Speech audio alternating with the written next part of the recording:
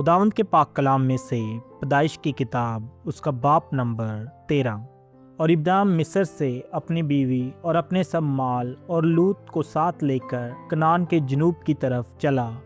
और इब्राहिम के पास चौपाए और सोना चांदी बकसरत था, और वो कनान के जनूब से सफ़र करता हुआ बैतइल में उस जगह पहुंचा जहां पहले बैतइल और ई के दरमियान उसका डेरा था, यानी वो मकाम जहां उसने शुरू में कुर्बान गाह बनाई थी। और वहां इब्राहिम ने खुदावंद से दुआ की। और लूत के पास भी, जो इब्राहिम का हम सफ़र था, भेड़ बकरियां, गायें बैल और डेरे थे। और उस मुल्क में इतनी गुंजाइश ना थी कि वो इकट्ठे रहें, क्योंकि उनके पास इतना माल था कि वो इकट्ठे नहीं रह सकते थे। और इब्राहिम के चरवाहों और लूत के चरवाहों में झगड़ा हुआ, और कनानी और फिरजी उस वक्त मुल्क में रहते थे।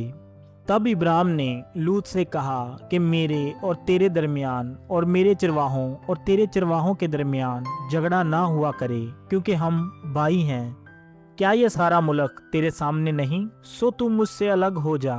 अगर तू बाएं जाए तो मैं दहने जाऊंगा, और अगर तू दहने जाए तो मैं बाएं जाऊंगा। तब लूत ने आंख उठाकर यरदन की सारी तराई पर जो सुगर की तरफ है नजर दौड़ाई, क्योंकि वो इससे पेशतर के खुदावंद ने सदूम और अमूरा को तबाह किया। खुदावंद के बाग और मिस्र के मुल्क की मानद खूब सैराब थी। सो लूत ने यरदन की सारी तराई को अपने लिए चुन लिया, और वो मशरक की तरफ चला, और वो एक दूसरे से जुदा हो गए। इब्राहिम तो मुल्के कनान में रहा, और लूत ने तराई के शहरों में सुकूनत इख्तियार की और सदूम की तरफ अपना डेरा लगाया। और सदूम के लोग खुदावंद की नज़र में नहायत बदकार और गुनहगार थे। और लूत के जुदा हो जाने के बाद खुदावंद ने इब्राहिम से कहा कि अपनी नज़र उठा, और जिस जगह तू है वहां से शुमाल और जनूब और मशरिक और मगरिब की तरफ नज़र दौड़ा, क्योंकि ये तमाम मुल्क जो तू देख रहा है मैं तुझको और तेरी नस्ल को हमेशा के लिए दूंगा।